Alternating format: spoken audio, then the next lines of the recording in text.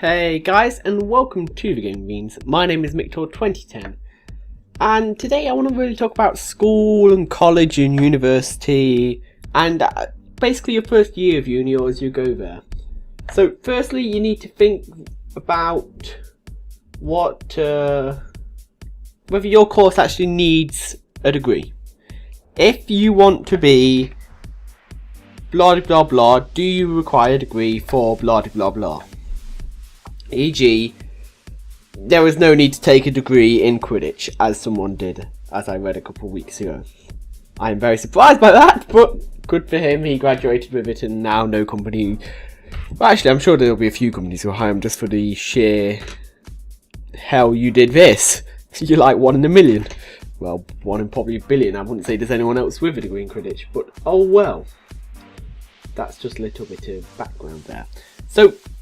most of you are in your first term, semester, whatever you want to call it, at college/university, and you've just been shown what work actually is. Work is hard. That's life. Deal with it. It's going to get harder throughout your next 3 to 4 years, and it's just a fact of life. But for some people, that's the reason to drop out.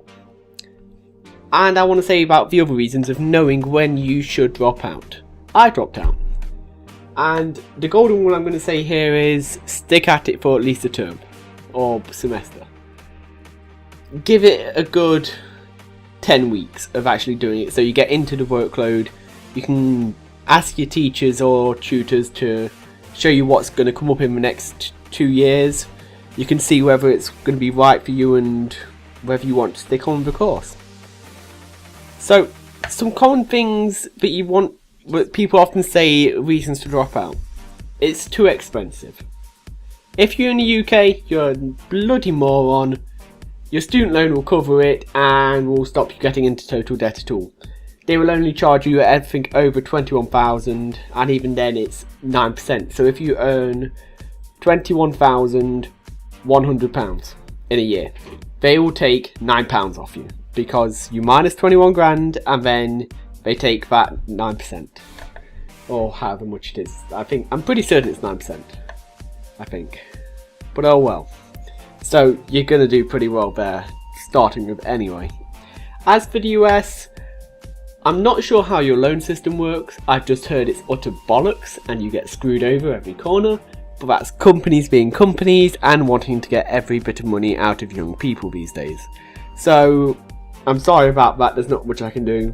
That could be a viable reason to actually drop out. The work is too hard. It's your first year, for Christ's sake. Of course it's going to be hard, you've just come out of A-levels or high school, I think. There's a huge work shift load change there. You go from doing stuff that you know and is really easy to do, to going up to something that you're in a total different category for, you're a different lifestyle, you're not at home anymore. So many more things happen in your first year of university. It's shocking, and yeah, for some people that is a valid reason to drop out. Other reasons going back to it can be too hard. Speak to your teachers. They can give you some additional help, show you some additional stuff to do. As long as you put in the hours, you should be able to pick up on it. And if not, you have to be thinking, are you on the right course? Do you need to be changing courses? Third is other reasons. There could be family issues, could be a long way to travel. But speak to your family and your tutors about it and see what they have to say, what advice they can give. Some circumstances can't be changed, others can be. They might be able to reschedule your timetable to make travelling easier or something, so you're not having to get up at the break of dawn just to get to university on time.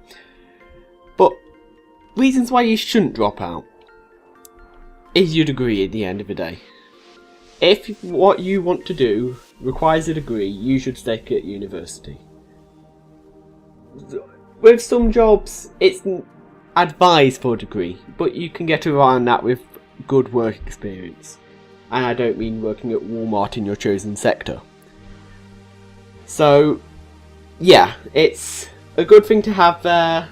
And it will help you with future jobs. Just having a degree does not mean you're going to get the job of your dreams and you're going to get there.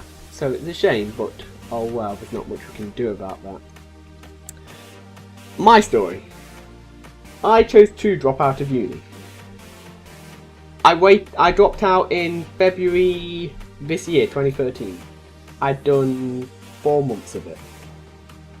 So it was a mixture of things. One was I was travelling 30 miles every day to get there.